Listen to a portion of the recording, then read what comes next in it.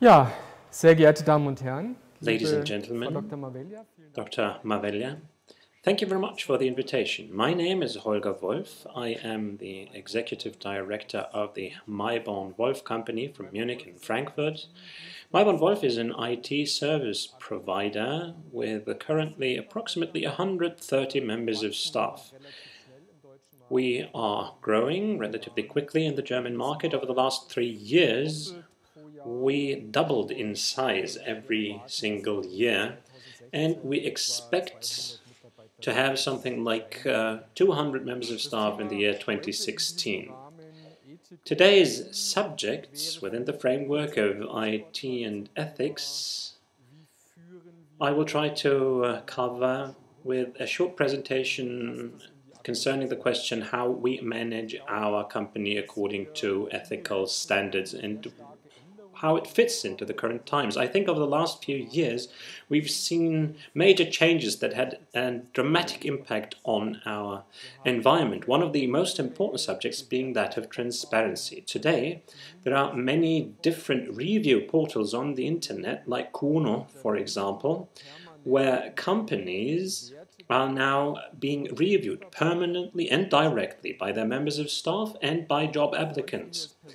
A friend of mine is a HR consultant who is brokering specialists into the IT scene, and he told me the story about having a job applicant on the phone just recently, and this applicant, while he was talking on the phone, looked up the company they were talking about on Google. He then looked into different review portals like Konuno as to what the position of the company is, and while they were speaking, he then said that he was no longer interested and that next time around he would like to get a proposal of a company that is higher ranked on Konuno than his current employer, because otherwise he wouldn't have any kind of incentive to change his job. So the times when the HR facade and the marketing facade could be erected to the outside world without anyone really being able to look behind the scenes in those companies, I think these times are over in this day and age of global transparency. Whenever we make management mistakes, when we act unethically, when we do not treat our members of staff right, when we have a bad culture, a bad mood in our company, then we don't get to read about this the next day in newspapers, but on blogs, on Facebook, and on Kununu and other review portals. Our appeal as an employer decidedly depends on us being able to create a long-term working environment and climate where the staff feels really at home, and we also have to try and work on our reputation in a longer time frame in order to become an appealing or remain an appealing employer. We as a company are hardly affected by what so many people are complaining about, that is a lack of skilled IT workers and engineers. For our company, we receive approximately 1,000 to 1,200 applications per year for only 30 to 40 to 50 jobs that we actually staff every year, and for a company of our size this is really an excellent quota. We are, and please allow me to show you this little award here, this is now the 4th year, consecutive year, where we actually managed to end up as one of the top ranked companies as the most appealing employers, and this year we even were ranked first in the category of companies with between 100 and 500 members of staff, and approximately 600 companies participate in this competition. So it really is quite an important competition for us, and it's also an important factor for our long-term company strategies. Today we are faced with a situation where short-term measures for brushing up your image or in terms of recruitment work less and less well, because, as I just explained, there is a high level of transparency and potential job applicants, before even taking the decision to apply for a job with our company, first look up the companies and their respective company culture, the mood among the members of staff and among job applicants up on review pages, and then react accordingly. So we no longer really have a chance to allow for a bad company culture, and we no longer have the chance to allow for unethical behavior among the management of our company. because we would actually get the bill presented right away out of a public sphere that is comprised of our members of staff and job applicants. And that is why we have to try and be authentic and credible in our activities and in our management, and this is then being reflected in the public that's looking at our company. So we're both talking about the internal and the external public in our company, and these are merging increasingly into one single entity. There are very few information that are not public and that really remain within the boundaries of the company. Fortunately, we have always been relatively transparent, so there are very few facts and figures that we do not share with everyone. We've got all our company figures and our balance sheet, our quarterly results. They are all shared with our members of staff. We actually also make our calculations and our coverage transparent. So we were always rather transparent, but in the times we're living in, more and more information from the inside of a company actually become public knowledge, and more people from the outside can look into our company. So it's really hard to differentiate between these two spheres. But how do you manage a company if you are publicly scrutinized all the time and these boundaries between the internal and the external world are increasingly blurred? Well, we've got two instruments for that. On the one hand, we've got guideline principles as part of our company culture that cannot be altered. And of course, we've got a company strategy, and that is also amended by these principles. So to use a strong analogy, this would be our constitution according to which our company is working. And we've got relatively high hurdles when it comes to changing these basic principles. And here on this list you find things like acting on behalf of the whole. We take decisions so that they serve the whole of the company, not just the interests of an individual department, for example. Then number two, we've got a long-term perspective. The long-term growth in value of the company is more important than short-term objectives, especially short-term profit maximization. Then there is the concept of fair play.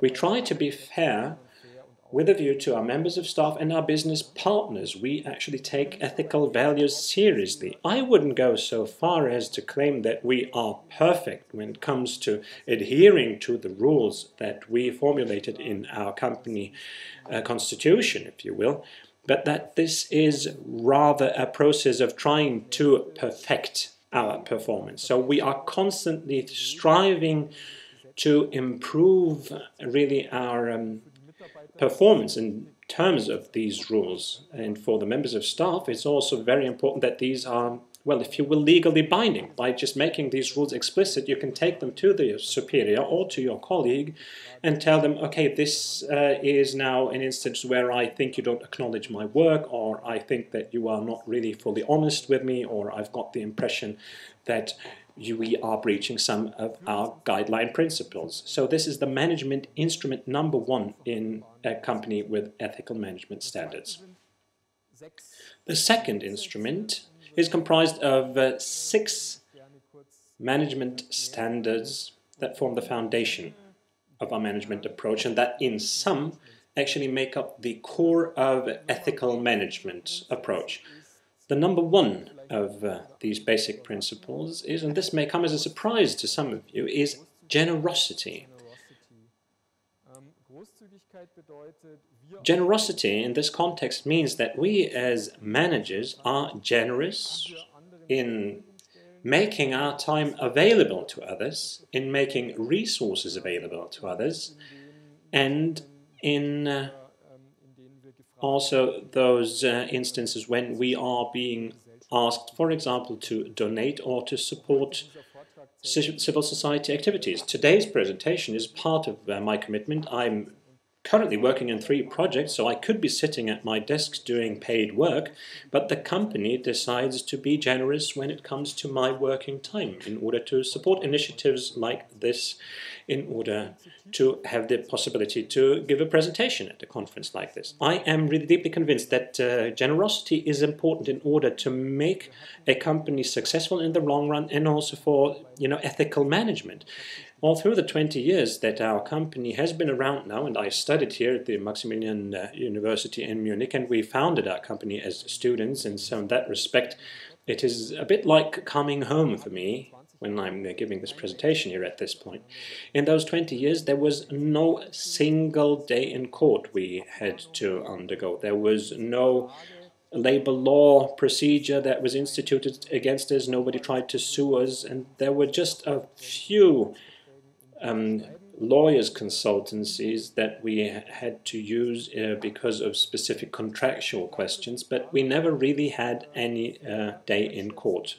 And I think this has something to do with the fact that we acknowledge the work of the people, that we try to treat fairly among our active members of staff and those who left our company or who we decided to let go. And I think that we're also very generous when it comes to someone leaving the company. That does not mean that we're throwing around with money, and it does not mean that we pay all kinds of wages that people ask for. It does not mean that we are working in an environment of luxury in our offices. No, we try to be economical in our approach, but at the same time we are also generous. These things do not exclude each other, and especially not if you do not limit it to financial questions, but also look at other resources like time, for example. Then the management principle number 2 is ethical management activities. This is very, very important to us.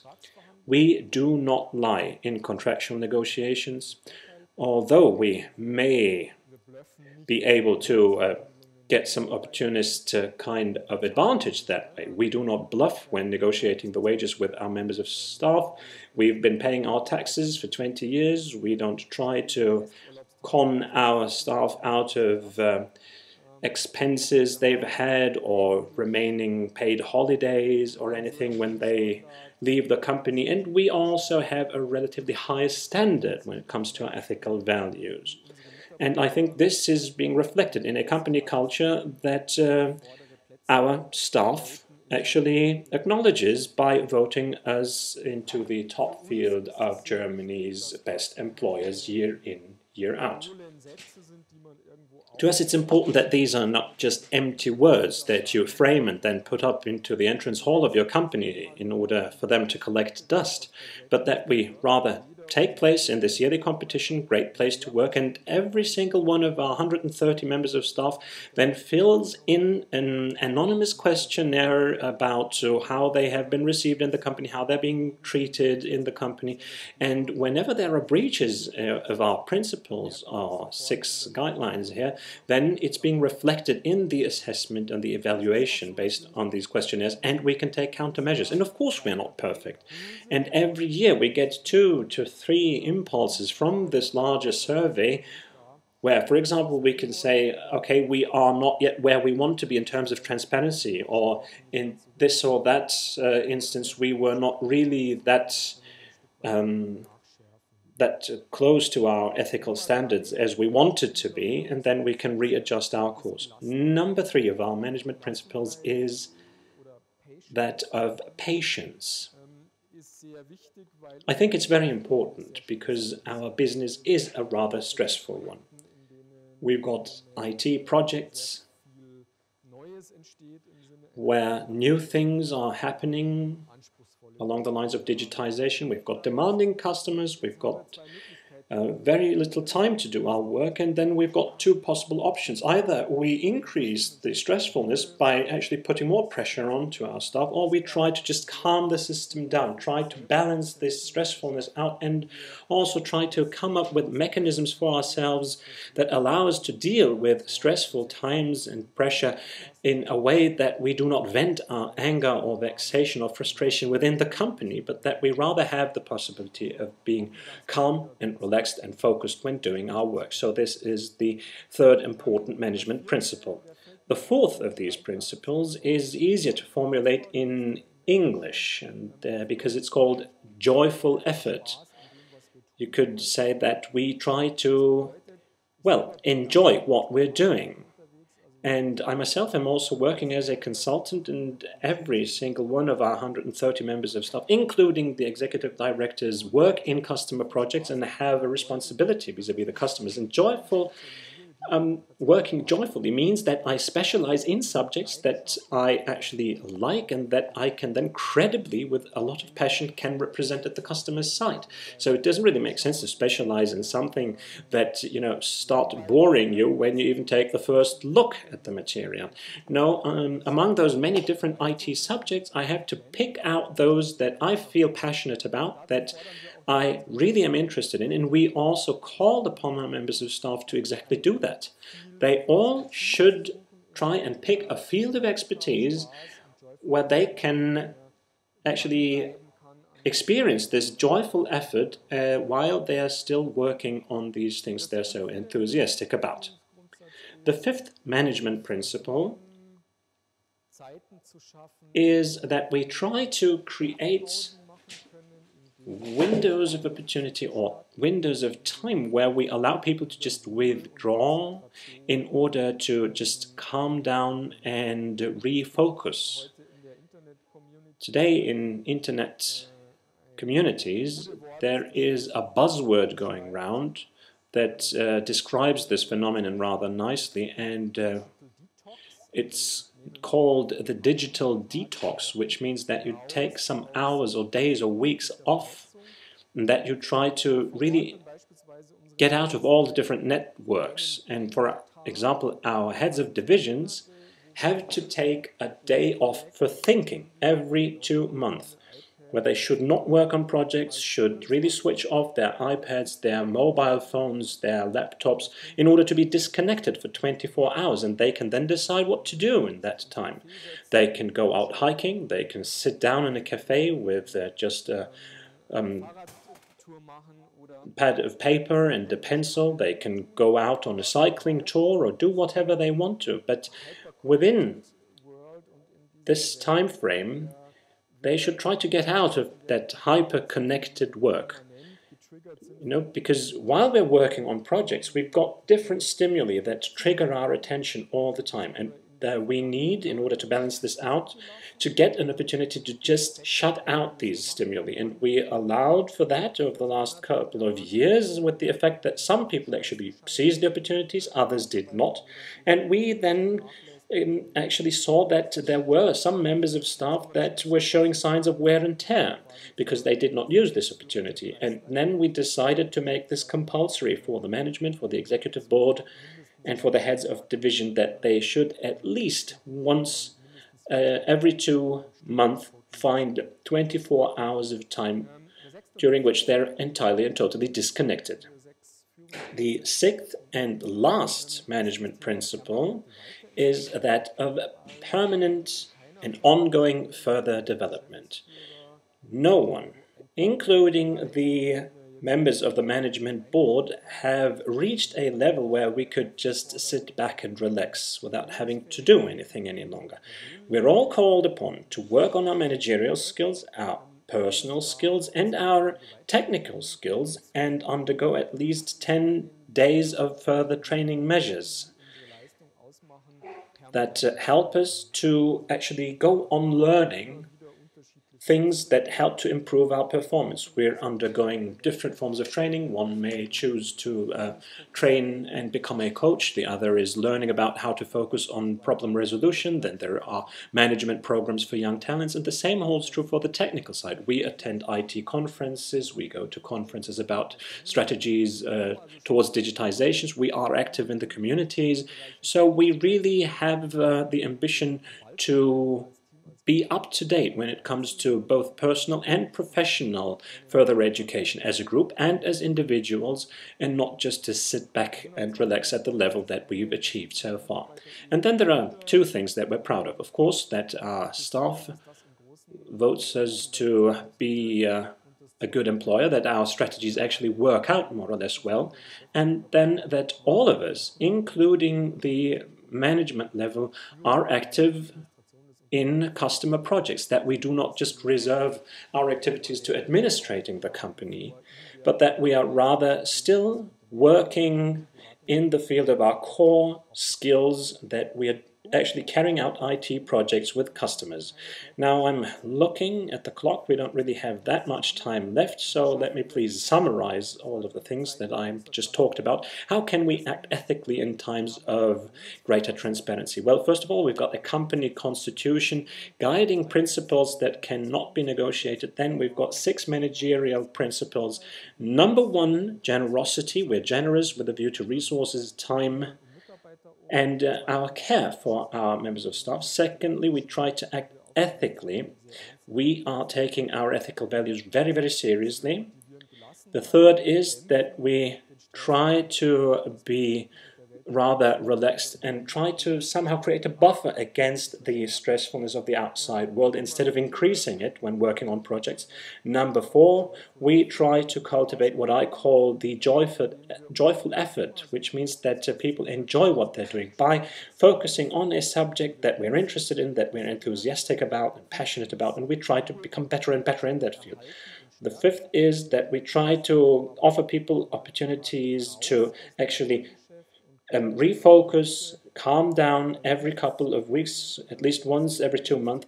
People have the luxury to get out of their everyday jobs and just spend a whole day thinking about other things while being digitally disconnected. And the sixth item is that we pay attention to further development, both in terms of our technical expertise and our personal skills. And we've got many different offers for further education, internal academies. We've got trainers and courses that are being offered as modules, for example, that we can all participate in.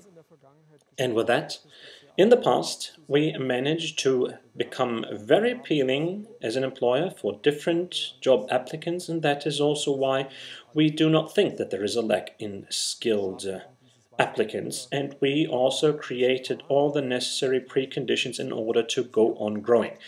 For 2014, we are very optimistic that we will be slightly above our own forecasts, and for 2015-2016, I think we can also look into the future rather confidently. And of course, you can't bring this about with a single effort, with crash courses or things that you just hurry along. You need to really have a long-term development of company cultures that helps to guarantee what I just summarized.